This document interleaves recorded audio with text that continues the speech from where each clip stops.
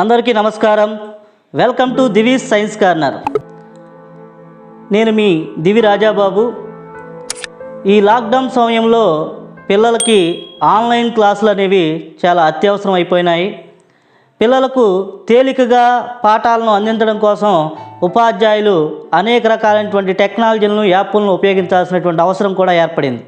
అందులో భాగంగా ఈరోజు మనం మన ఛానల్ ద్వారా అగ్మెంటెడ్ రియాలిటీ అనేటటువంటి ఒక కొత్త టెక్నాలజీతో పీరియాడిక్ టేబుల్ని సులభంగా ఏ విధంగా గుర్తుంచుకోవచ్చు అనేటటువంటి అంశాన్ని ఈరోజు మనం చూద్దాం. ఓకే, గత ఎపిసోడ్ బుడతకీతు సైన్స్ బేతాళ ప్రశ్న, which animal can easily digested iron nails also? ఇనుప మేకులను సైతం తేలికగా జీర్ణం చేసుకోగల జీవి ఏది? దీనికి సమాధానం మొసలి. నీటిలో ఉండేటటువంటి మొసలి యొక్క చిన్న ప్రేగుల్లో చాలా గాఢమైనటువంటి ఆమ్లాలు రిలీజ్ అవటం వలన అది ఇనుప మేకులను సైతం జీర్ణం చేసుకోగల శక్తిని కలిగి ఉంటుంది. Good morning sir. Good morning చిట్టి.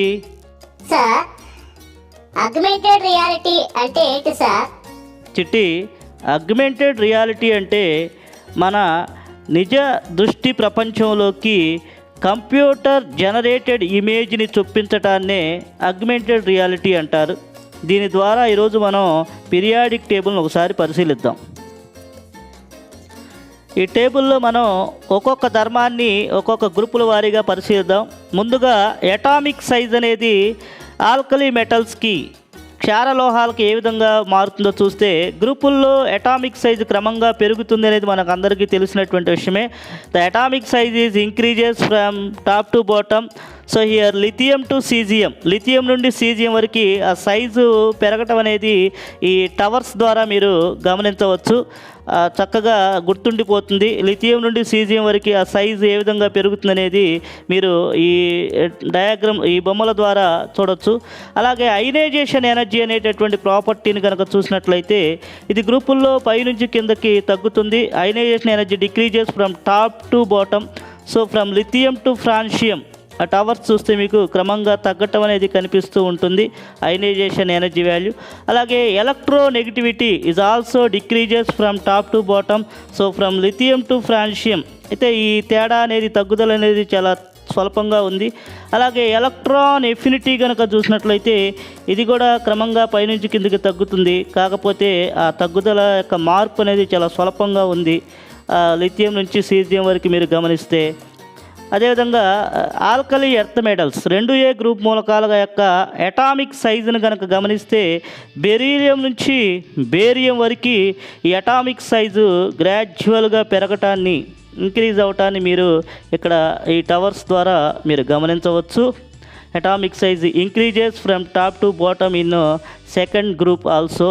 అలాగే అయనైజేషన్ ఎనర్జీ వాల్యూస్ అనేవి సెకండ్ గ్రూప్లో కూడా పైనుంచి కిందకి క్రమంగా తగ్గుతాయి. From beryllium to radium this ionisation energy values are decreases. So ఈ టవర్స్ ద్వారా మీరు చాలా స్పష్టంగా దాన్ని మీరు గమనించవచ్చు. అయనైజేషన్ ఎనర్జీ అనేది తగ్గటం అనేది గ్రూపుల్లో బెరీలియం నుంచి రేడియం వరకు. In alkali earth metals ionisation energy decreases from top to bottom. అలాగే ఎలక్ట్రో నెగిటివిటీ వాల్యూస్ కూడా తగ్గుతాయి. సో బెరీలియం నుంచి రేడియం వరకు ఈ తగ్గుదల మనం గమనించవచ్చు. ఈ కాల్షియం నుంచి రేడియం వరకు ఆల్మోస్ట్ ఈక్వల్గా ఉన్నాయి. అలాగే ఎలక్ట్రాన్ నెగిటివిటీ అనేది బెరీలియం, మెగ్నీషియంకి పాజిటివ్గా ఉండు, మిగతా మూడిటికి ఆల్మోస్ట్ ఈక్వల్గా ఉంటుంది. కాబట్టి అక్కడ టవర్స్లో మనకు ఆ విధంగా చూపించడం జరిగింది. కాల్షియం, స్ట్రాన్షియం, బేరియంలు ఆల్మోస్ట్ ఈక్వల్ ఎలక్ట్రాన్ నెగిటివిటీ కలిగి ఉంటాయి. అలాగే తరువాత హ్యాలోజన్స్ యొక్క అటామిక్ సైజును కనుక గమనించినట్లయితే ఫ్లోరిన్, క్లోరిన్, బ్రోమిన్, అయోడిన్, ఎస్టాటిన్ వీటి యొక్క అటామిక్ సైజ్ గ్రాడ్యువల్గా పెరగటాన్ని కూడా ఈ టవర్స్ ద్వారా మీరు గమనించవచ్చు. ఫ్లోరిన్ నుంచి ఎస్టాటిన్ వరకు అటామిక్ సైజులు అనేవి గ్రాడ్యువల్గా ఏ స్థాయిలో పెరుగుతుంది వాటి యొక్క వాల్యూస్ ఆధారంగా కూడా ఈ టవర్స్ని స్పష్టంగా ఇవ్వటం జరిగింది ప్రతిదీ కూడా. అలాగే ionisation energy decreases from fluorine to astatine. So ఒకదానికి మధ్య ఎంత డిఫరెన్స్ ఉందనేది కూడా స్పష్టంగా మీరు టవర్స్ ద్వారా గుర్తుపెట్టుకోవచ్చు. అలాగే electronegativity, the highest electronegativity element is fluorine, అది మీకు ఇక్కడ స్పష్టంగా కనపడుతుంది. అలాగే ఎలక్ట్రాన్ ఎఫినిటీ అన్నిటికంటే ఎక్కువ క్లోరిన్కి ఉంటుంది, తర్వాత ఫ్లోరిన్, ఆ విధంగా బ్రోమిన్, అయోడిన్, ఎస్టాటిన్. ఎలక్ట్రాన్ ఎఫినిటీ అనేది ఈ హ్యాలోజన్స్లో ఏ విధంగా ఉంటుంది అనేది కూడా మీరు చూడవచ్చు. అదేవిధంగా next atomic size of metalloids యొక్క అటామిక్ సైజును కనుక మనం గమనించినట్లయితే, ఈ మెటలాయిడ్స్ అంటే boron, silicon, జెర్మీనియం, arsenic, antimony, tellurium, polonium. ఈ 6 ఎలిమెంట్స్ని మనం మెటలాయిడ్స్గా పిలుస్తాం. వీటి యొక్క అటామిక్ సైజులు పెద్ద వేరియేషన్ లేకుండా ఉన్నాయి. అలాగే అయనైజేషన్ ఎనర్జీ వాల్యూస్ అనేవి ఏ విధంగా వీటికి ఉన్నాయనేది కూడా మీరు ఈ టవర్స్ ద్వారా గమనించవచ్చు. అలాగే ఎలక్ట్రోనెగటివిటీ వాల్యూస్ అనేవి మెటలాయిడ్స్లో ఏ విధంగా ఉన్నాయి, ఎలక్ట్రాన్ ఎఫినిటీ వాల్యూస్ ఏ విధంగా ఉన్నాయి ఈ మెటలాయిడ్స్లో అనేవి ఈ టవర్స్ ద్వారా వాటి యొక్క వాల్యూస్లో హెచ్చుతగ్గులు ఏ విధంగా ఉన్నాయి అనేది మీరు స్పష్టంగా గమనించుకోవచ్చు ఒకసారి జాగ్రత్తగా చూస్తే. ఆ తర్వాత మరొక గ్రూపు మనకి zero group elements, inert gas elements, జడవాయు మూలకాల యొక్క అటామిక్ సైజును కనుక గమనిస్తే హీలియం నుంచి రేడాన్ వరకు ఏ విధంగా సైజు పెరుగుదల ఉందనేది మీరు స్పష్టంగా చూడవచ్చు. అన్నిటికంటే అత్యల్ప పరమాణు సైజు కలిగినటువంటి మూలకం హీలియం. అలాగే అయనైజేషన్ ఎనర్జీ కనుక చూసినట్లయితే హీలియం నుంచి రేడాన్ వరకు క్రమంగా తగ్గటాన్ని గమనించవచ్చు. టోటల్ పీరియాడిక్ టేబుల్లోనే ద హైయెస్ట్ అయనైజేషన్ ఎనర్జీ కలిగినటువంటి ఎలిమెంట్ హీలియం. అలాగే ఎలక్ట్రోనెగటివిటీ కనుక చూసినట్లయితే ఈ గ్రూపులో కేవలం క్రిప్టాన్, xenon మాత్రమే బంధాల్లో కలవు కాబట్టి వాటికి మాత్రమే ఎలక్ట్రోనెగటివిటీ వాల్యూస్ ఇవ్వటం జరిగింది. అలాగే ఎలక్ట్రాన్ ఎఫినిటీ కనుక చూసినట్లయితే వీటికి దాదాపు ఈ నోబుల్ గ్యాస్లు అనేవి పాజిటివ్ చూపిస్తాయి కాబట్టి చూపించలేదు ఇక్కడ. అలాగే ట్రాన్సిషన్ మెటల్స్, పరివర్తన మూలకాల యొక్క అటామిక్ సైజులు కనుక గమనిస్తే పెద్ద వేరియేషన్ లేకుండానే ఈ అటామిక్ సైజుల్లో అవి ఏ విధంగా ఉన్నాయి అనేది మీరు గమనించవచ్చు.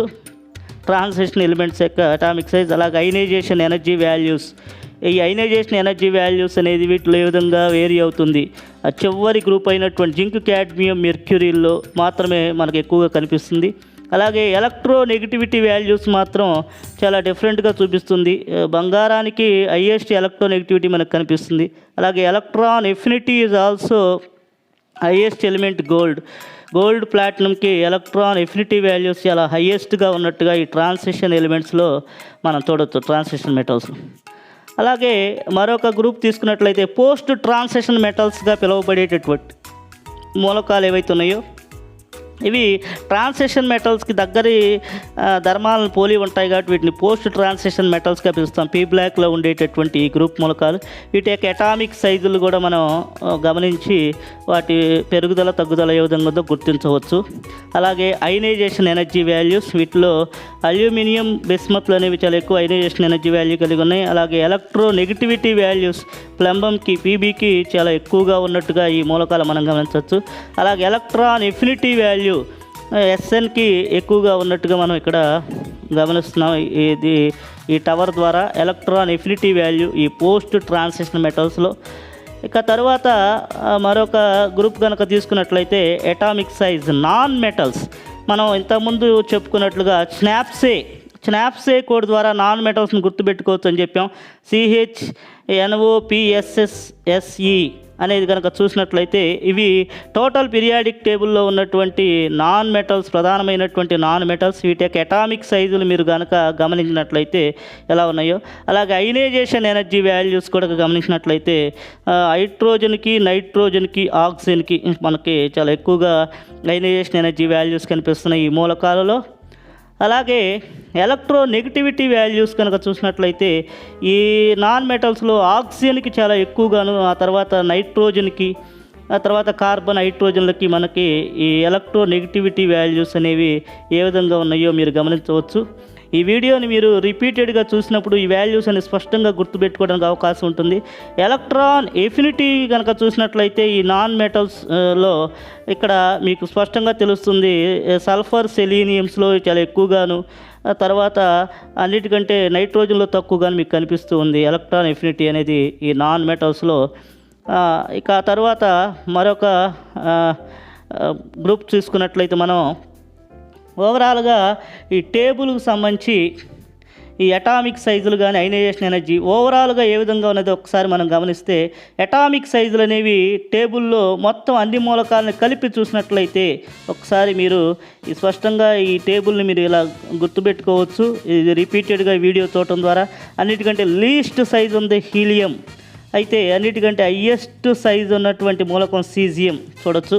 అలాగే అయనైజేషన్ ఎనర్జీ వాల్యూస్ అన్నిటికంటే హయ్యెస్ట్ హీలియంకి చాలా హయ్యెస్ట్ అయనైజేషన్ ఎనర్జీ వాల్యూ కనిపిస్తుంది మీకు చాలా స్పష్టంగా. అలాగే ఎలక్ట్రో నెగిటివిటీ వాల్యూస్ కనుక చూస్తే అన్ని మూలకాల్లో కల్లా ఫ్లోరిన్ హయ్యెస్ట్ ఎలక్ట్రో నెగిటివిటీ వాల్యూని కలిగి ఉంది. అలాగే ఎక్కడ ఏ మూలకాలకి తక్కువ ఎలక్ట్రో నెగిటివిటీ వాల్యూస్ ఉంటుందనేది ఈ టవర్స్ని మీరు స్పష్టంగా చూసి గుర్తుపెట్టుకోవచ్చు. ఫ్రాన్షియం చాలా లీస్ట్గా కనిపిస్తుంది. అలాగే ఎలక్ట్రో ఎఫినిటీ వాల్యూ క్లోరిన్కి చాలా హైయెస్ట్గా ఉంది. అన్నిటికంటే క్లోరిన్ చాలా అత్యధిక ఎలక్ట్రాన్ ఎఫినిటీ వాల్యూ కలిగి ఉంది. తర్వాత ఏ మూలకాల్లో తక్కువ ఉందనేది కూడా ఈ టవర్స్ ద్వారా మీరు స్పష్టంగా గుర్తుంచుకోవచ్చు. ఈ విధంగా ఆగ్మెంటెడ్ రియాలిటీ ద్వారా ఈ పీరియాడిక్ టేబుల్ని ఈ 360 ED అనేటటువంటి యాప్ ద్వారా నేను మీకు చూపించడం కోసం నేను ఈ ప్రయత్నం చేయడం జరిగింది.